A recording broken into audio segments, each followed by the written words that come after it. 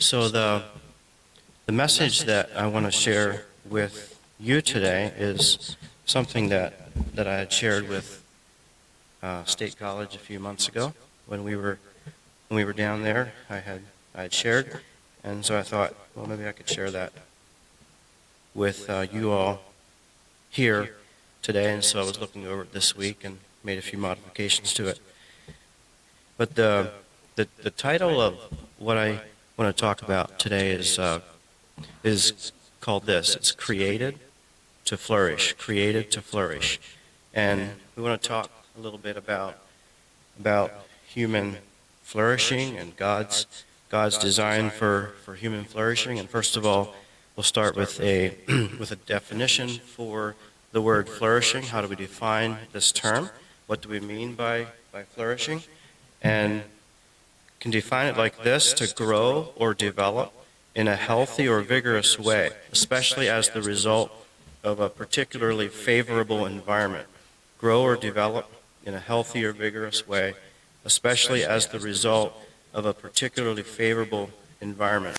And so when we think about flourishing and we think about growing and growth and development, of course it's easy to think about the children, and I'm sure that we all have our children flourish, and we all have a desire to see them grow, and they grow so fast that it's observable, and it's great to see. But God's design is for all humans to flourish, and that even means for adults. So I'm certain you all want to see your children flourish and your community flourish, and also to flourish personally, as God has created us to flourish. And there's two statements that we'll kind of make here at the beginning that sort of, in a way, sets a bit of a foundation for what we're going to talk about. And that is that humans flourish best when they live in harmony with God's design. Again, that's humans flourish best when they live in harmony with God's design. God created us to function in certain ways. God created us by design at the very beginning. And oftentimes the devil would love to convince us otherwise, that God's ways that are meant for our flourishing, that his ways are, he wants to convince us that God's ways are restrictive and freedom-taking. And he can be successful at convincing a lot of people that, and so people are taking their own way, and they're pursuing their own ways, and we all have been in that place, I'm sure. And because of this persistence in taking our own way at times, we have brokenness. We have brokenness in the world. We have brokenness in our lives. And the second statement that I'd like to make here is that this vision of flourishing that we'd like to promote or would like to think about is one that encompasses the whole world, and it's one that encompasses the whole person. So we think of people as being, we're body, we're spirit, we have a body, we have a spirit, we have a soul, and so we're made up of those different components. And so the vision of flourishing that I'd like to promote is one that takes all of it into consideration. So it takes those parts of the human person into consideration, and it also takes the whole world into consideration. So it's whole person and whole world, all ethnicities, all nations. And there's a verse in 2 Peter chapter 1, verse 2 and 3 says, "Grace and peace be multiplied to you in the knowledge of God and of Jesus our Lord, as his divine power has given to us all things that pertain to life and godliness through the knowledge of him who called us by glory and virtue." So the phrase, he has given to us all things, everything that we need, he has for life. He has given to us everything that we need for life and for godliness. He has supplied. There is nothing missing. There is nothing that he has not failed to do in providing resources and providing whatever is needed for our life and for our flourishing.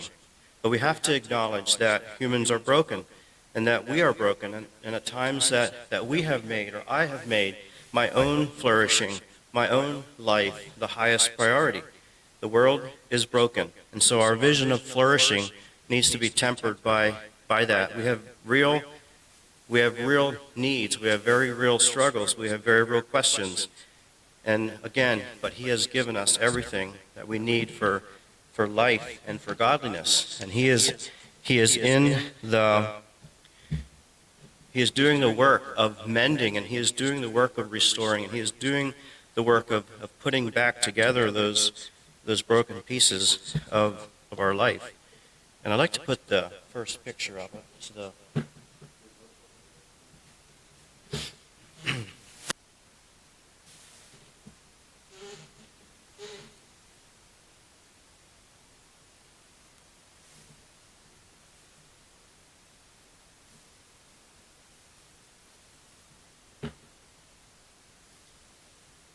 okay, so this picture, maybe somebody can tell me what they see there.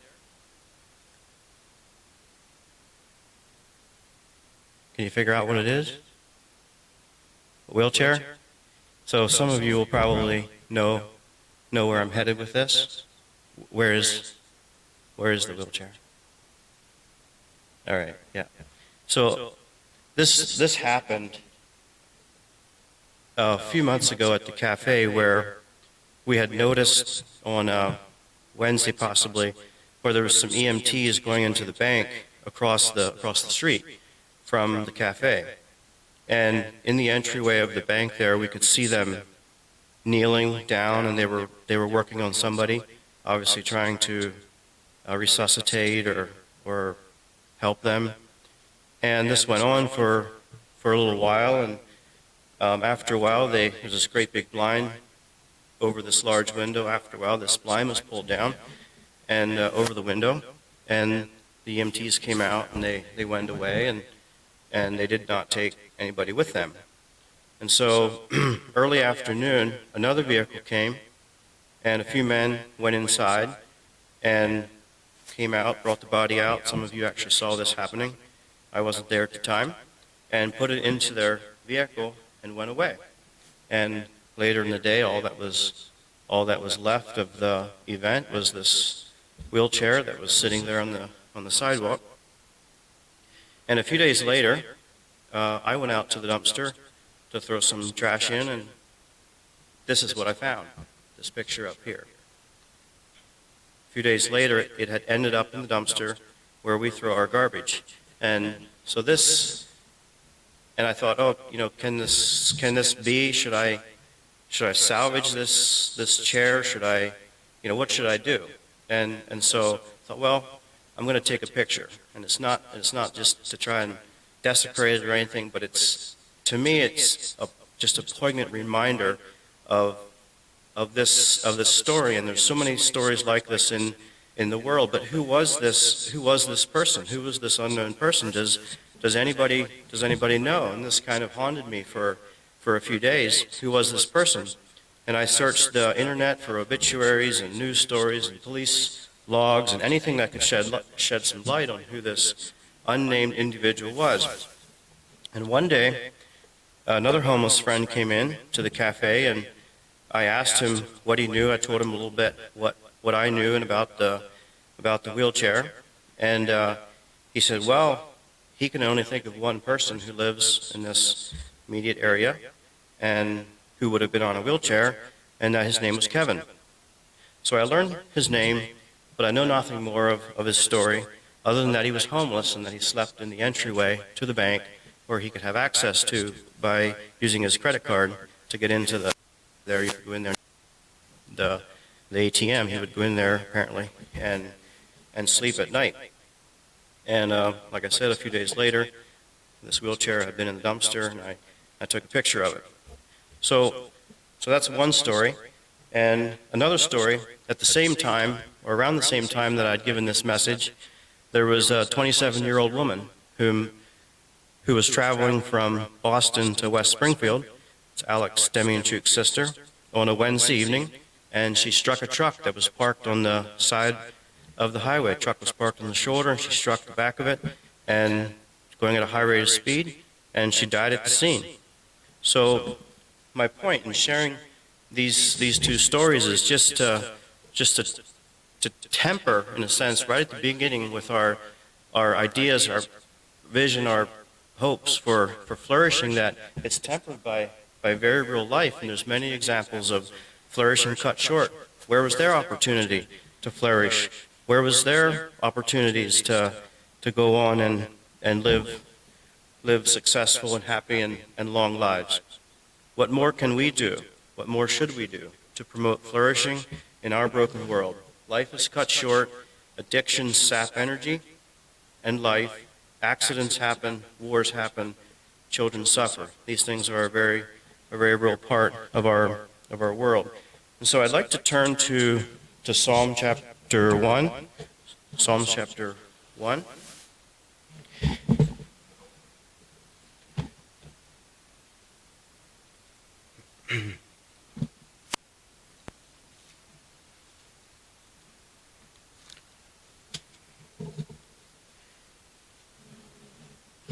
Psalm chapter 1, I think I'll read Psalm 1 at this time. Blessed is the man who walks not in the counsel of the ungodly, nor stands in the way of sinners, nor sits in the seat of the troublesome. But his will is in the law of the Lord, and in his law he meditates day and night. He shall be like a tree planted by streams of waters, that produces its fruit in its season, and his leaf shall not wither. And whatsoever he does shall prosper. Not so are the ungodly, not so. But they are like the dust the wind. They are like the dust the wind drives from the face of the earth. Therefore the ungodly shall not rise in the judgment, nor sinners in the counsel of the righteous. For the Lord knows the way of the righteous, but the way of the ungodly shall perish. And so, from this chapter here, he brings us the metaphor of the tree, and that brings us to the second picture that I wanted to put up there. Is this picture of a beautiful tree that's probably full grown. It's not a sapling anymore, but this metaphor of the tree I kind of like for us to think about throughout this message as we talk about a little bit about flourishing. So what does a small tree need? Trees obviously start from seeds, and they start small, and they begin to grow. But maybe you had some answers to that. What are things that small tree growing in the garden or growing in the forest, what does it need to grow, or what does it need to flourish? We have some answers to that. Okay, it needs conducive conditions. What might those conducive conditions be? It needs good soil. It needs sun, very good. It needs water, it needs moisture. So that's perfect. What does a small tree need? It needs all these things that we mentioned. It needs conducive environment, it needs sun, it needs moisture, it also needs to have what you can't see in this picture is what's underground. Roots. It needs to have roots. It needs nutrition. It needs good food to eat. It needs sunlight. And it needs protection. I'm still thinking of a small tree. It needs protection from harsh elements if it's to survive. It can't survive if it's subjected to a hurricane, probably, or extreme cold temperatures. And in a sense, people are just like this. And those descriptions that we gave there, they could apply to children as well. They need good nutrition. They need sunlight. They need roots. They need protection from harsh elements. So humans are very similar to that. And small trees grow up. So do people. The progression from a small tree to a large tree is similar to people. Trees grow up, so do people. We go from the point of needing shelter as a small tree, we need to be protected, to the place of providing shelter for other people or providing shelter for our children. So now I'd like to talk about different aspects of a flourishing life or community. And I don't know if anybody's writing these down, but there's 14 of these that I have. These are aspects of a flourishing life or community.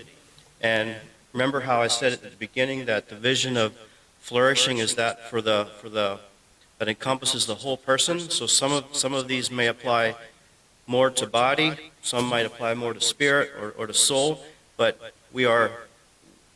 there's so much overlap between these compartments or these parts of who we are that many of them are applicable across the whole person. And there's no particular order to these 14, and some of them may actually seem to be in contradiction to each other, or kind of opposite ends of the spectrum. So there's this tension that exists between some of these concepts. And so the first one that I have is good habits promote flourishing. A habit is simply something that you do without thinking about it because you have done it so often. It's moved from the front part of the brain to the back part of the brain, where you can perform a habit, perform a task, whatever it is, without hardly even giving it cognitive thought. And our job as parents is to teach our children good habits, to create these predictable routines that consists of habits that will serve them well their entire life, such as going to bed on time and brushing your teeth and washing your hands and face and rising on time and saying please and thank you and respecting your elders and all sorts of good and godly habits we as parents should be teaching our children.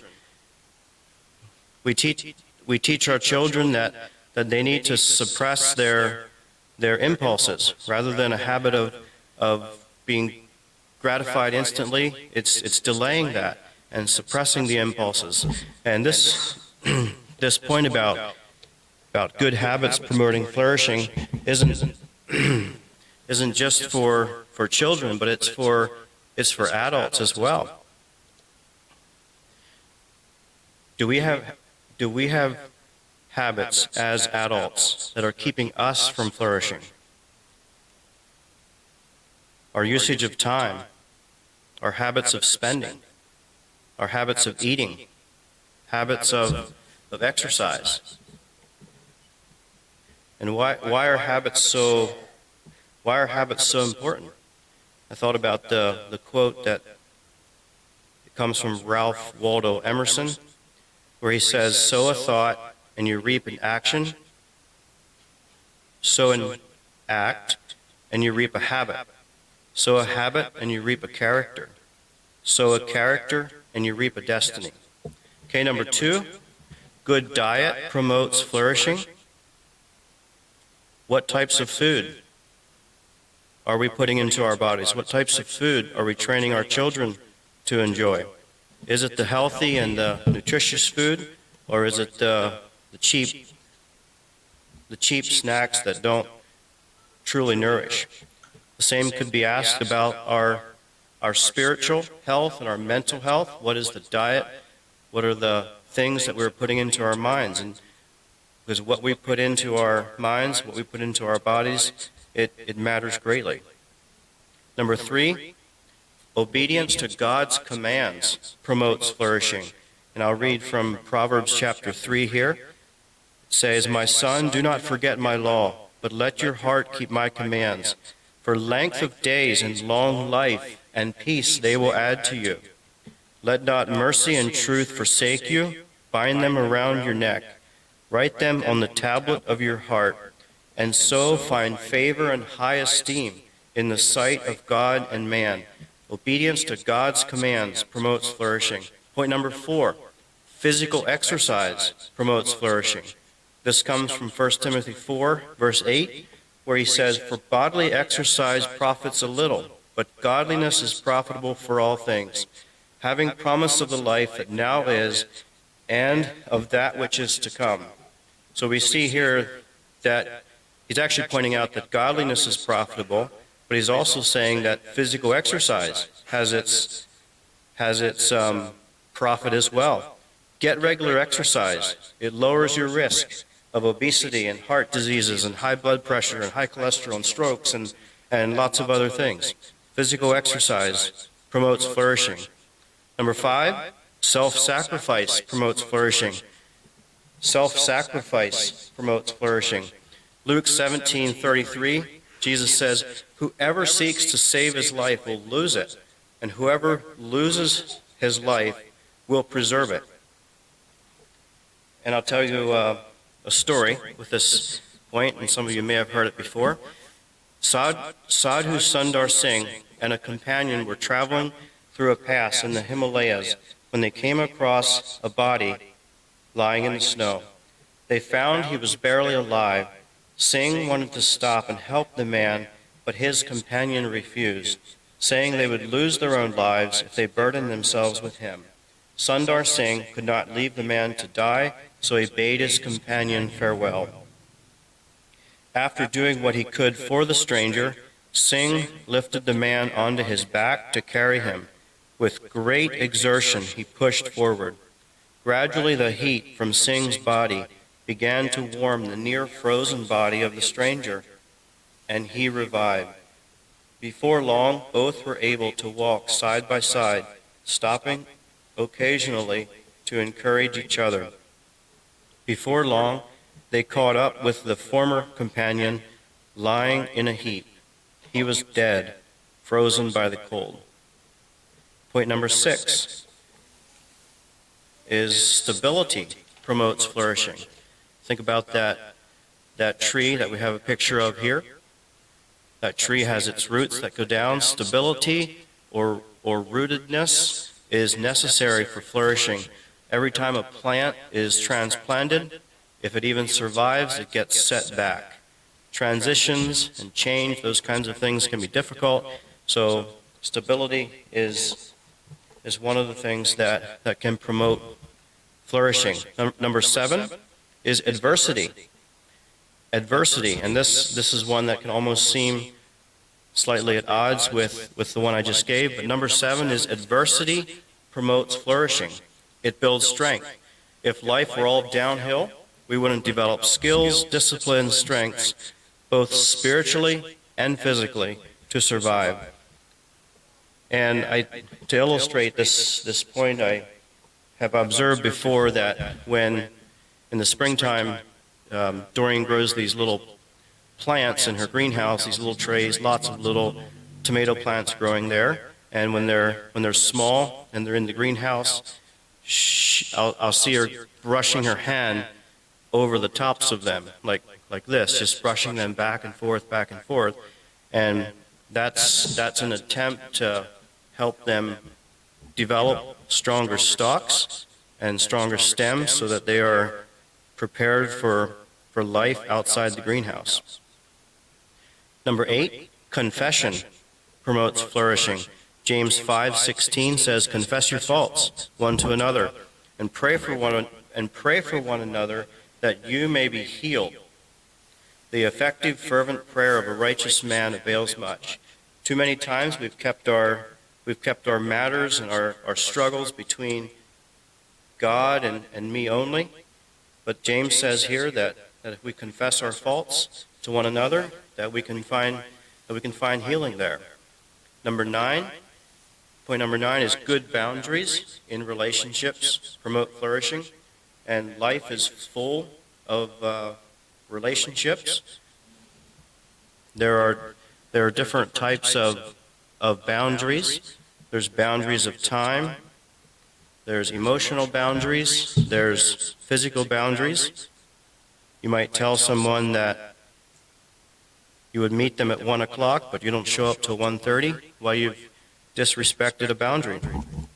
There's boundaries of even dialogue. Dialogue is good and necessary, but what gets talked about when and where and with who, those kinds of things matter. And families may draw their lines, their boundaries in different places sometimes than others do. And some of that's okay, but the important thing is that we are teaching our children how to say no. Weak boundaries erode trust and create insecurity. Boundaries are not walls. Walls keep people out, and walls need to come down, but boundaries actually allow relationships to grow. They don't prevent closeness, but they create that environment in which relationships can grow. Boundaries are for the preservation of order and also the protection of emotional and physical purity. Number 10, love of truth promotes flourishing. John chapter 8, verse 32, Jesus says, "And you shall know the truth, and the truth shall make you free." Lies ensnare, deception keeps us in bondage, but truth sets us free, and truth brings light to our inner being. I thought of that command too. I'm not sure which book it's from in the New Testament, but somewhere it says that we are to speak the truth in love. And truth sets us free. Truth is important. We need to love truth, but truth is not a weapon.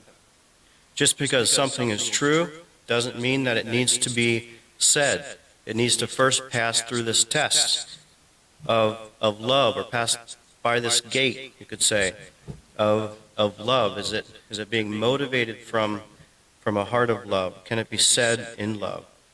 Number 11, industry promotes flourishing. Work is good.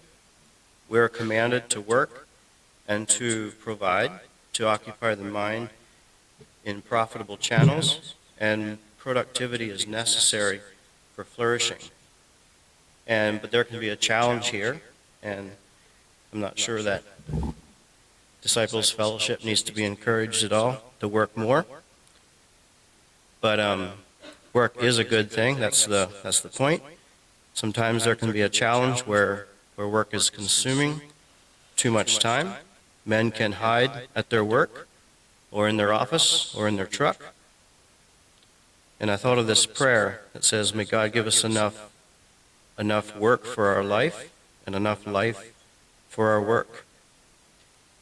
Number 12, alone time promotes flourishing.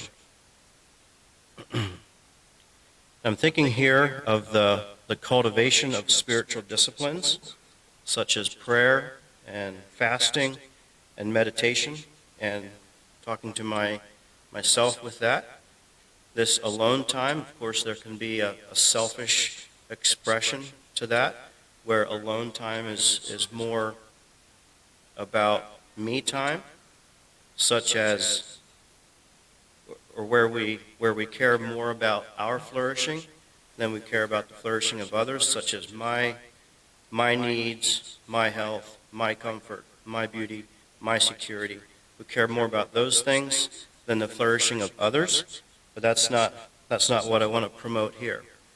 And I think that the example of Christ, we should notice here, in Luke 6, verse 12, it says, "Now it came to pass in those days that he went out to the mountain to pray, and continued all night in prayer to God." He was the Son of God, and yet he saw the need in his own life to spend this time praying with God. And he spent time alone with the Father, and he sacrificed time, nighttime, that most of us would probably consider to be our own time anyway. He gave that up to spend time with his Father. I need my sleep, right? That sound familiar? Number 13, gratitude and words of affirmation promote flourishing. We're all made of the same stuff. We feel valued when people express gratitude or sincere praise for a job well done. We don't do things only for the praise of men. That'd be wrong motivation. But notice the people around you and notice the good things that they do and thank them for it. Gratitude and words of affirmation promote flourishing. And this brings us to point number 14, and that is community supports flourishing. And that also I put up the last picture that I had there. And does anybody know what we're looking at there? Or maybe what type of tree it is? Aspen. This is an aspen grove, and I thought we would use this picture to illustrate the point here about community supports flourishing. I'm sure Joel knows more about aspen grove possibly, but I understand they have this network underneath the ground where they all are relying on each other a great deal for their survival. And I thought it's a really great picture. Earlier this week, I was reading in this book, From Strength to Strength, and I decided I would read a little bit to you to just surrounding this point about community supporting flourishing. He was talking in this book about the loneliness epidemic. And I think I'll read just a few paragraphs to you. Loneliness is the experience of emotional and social isolation. Just because it is common, however, doesn't mean loneliness is harmless. Research has established that the stress it creates leads to lowered immunity to disease, insomnia, cognitive sluggishness, and higher blood pressure. Lonely people tend toward high-calorie, high-fat diets and lead more sedentary lives than non-lonely people. In her book, The Lonely Century, Norina Kurtz shows that in terms of health outcomes, loneliness is comparable to smoking 15 cigarettes per day and is worse than obesity. It is also strongly associated with cognitive decline and dementia. Just a few more comments here. No surprise then that health officials are taking notice of loneliness as a public health threat. U.S. Surgeon General Vivek Murthy has written a book about this, which starts with these words: "During my years caring for patients, the most common condition I saw was not heart disease or diabetes, it was loneliness."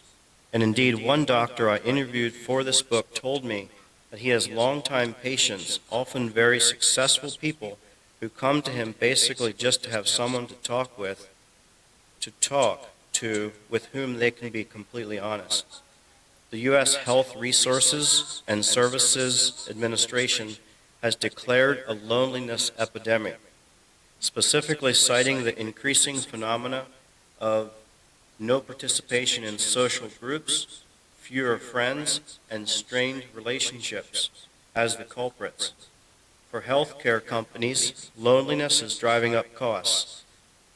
The insurance company Cigna has devoted significant resources to understanding why social isolation is increasing, finding that in 2018, 46% of Americans felt alone and 43% of Americans felt that their relationships were not meaningful.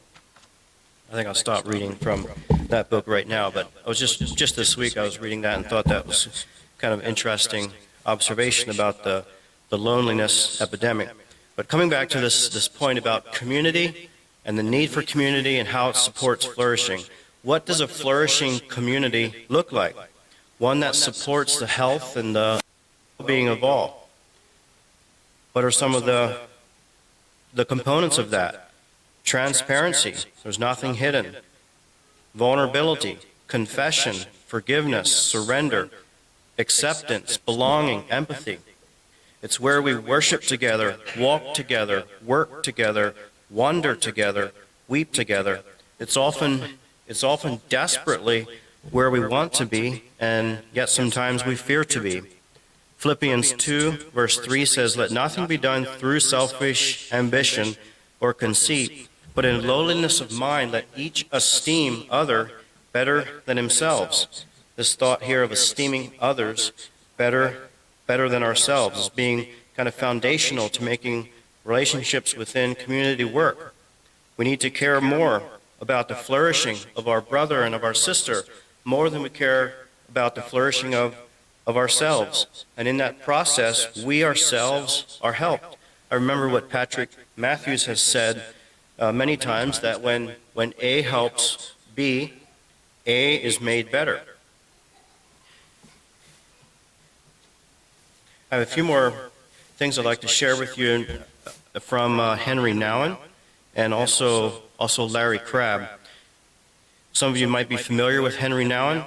He was a Dutch-born Catholic priest, professor, psychologist, and prolific writer. He taught at Yale and Harvard, and then he went on to become a pastor at L'Arche Daybreak, which was a community for people with intellectual disabilities. Here's what he said: "After many years of life in universities where I never felt fully at home, I had become a member of L'Arche, a community of men and women with disabilities.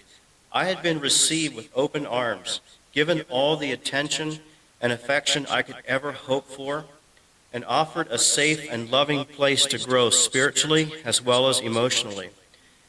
Everything seemed ideal, but precisely at that time I fell apart, as if I needed a safe place to hit bottom." This was Henry Nouwen. Now I'm going to read from Larry Crabb. It comes from his book, Connecting, and he goes on to make some interesting observations about Henry Nouwen and also some of his own about communities. He says, "Communities that heal are communities that probe and expose, that help people see what's going on inside them and encourage them to handle their struggles more effectively. And changes do occur, but without connection, without the life of Christ being poured out from another, increased self-awareness at best leads to more sociable and adaptive patterns of selfishness." Also from Larry's book on Connecting, he says, "We rarely share in a way that requires the gospel for the community to survive and for meaningful bonding to occur. The masks remain in place. We tell only parts of our stories. We deal a bit proudly with emotion-laden troubles that don't disturb our final commitment to independence. We find ways to connect that don't require the depths of Christian grace. When we feel the need for richer connection, we unburden ourselves with a therapist. Confession, the practice of coming clean with someone whose gaze we invite, of dying to ourselves in the presence of another, has moved out of the church and into the counselor's office. Once there, it has often been secularized. Our internal worlds of envy, insecurity, fear, and greed have been stripped of their moral content and reintroduced as psychological dynamics, a set of forces that we work through rather than die to. We must ask ourselves why we no longer die to ourselves in community, why we so rarely journey from self-dependence through the valley of death to life in the Spirit in the presence of a connecting guide. Why is that journey replaced by a very different one, where with the help of a therapist, we rearrange our self-dependence into a healthier, more effective pattern? Where are the spiritual leaders, the shepherds of the flock, the elders of God's people? Why are one or two official Christian leaders, a pastor, expected to carry a burden that belongs on many shoulders? Where are the people who can listen well and guide us through our problems to the Father's heart, and who regard it as their calling to do so? Whatever became of the idea all believers are priests?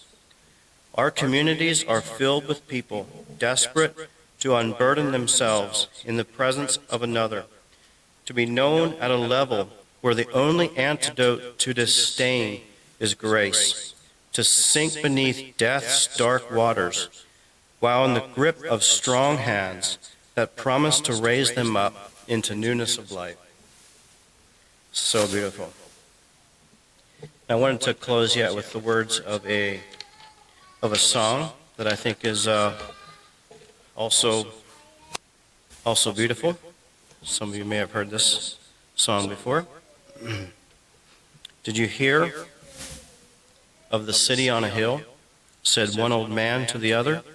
It once shined bright, and it would be shining still. All started turning on each other. The poets thought the dancers were shallow, and the soldiers thought the poets were weak, and the elders saw the young ones as foolish, and the rich man never heard the poor man speak.